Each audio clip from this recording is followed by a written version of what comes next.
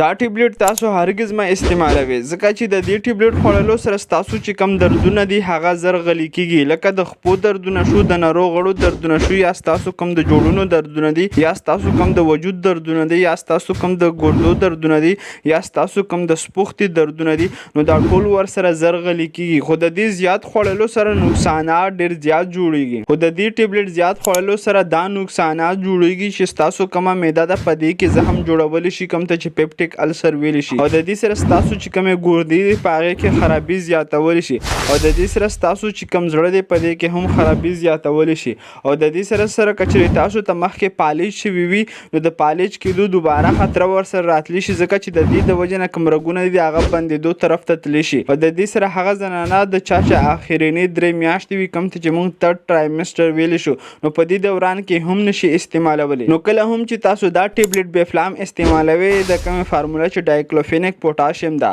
نو دا ټیبلیټ به تاسو هله استعمالوئ کله چې ډېر سخت ضرورت وي ورته او تاسو ته یې ډاکټر ولیکي. او په خپله ډېر زیات مه استعمالوئ ځکه چې د دې سره انسان عادتي کیږي هم. نو که چېرې دا انفارمیشن انفارمیټیو وي نو د خپل فرینډ سره شیر کړئ او دغه شان میډیکل انفارمیشن دپاره زموږ سره اوسئ.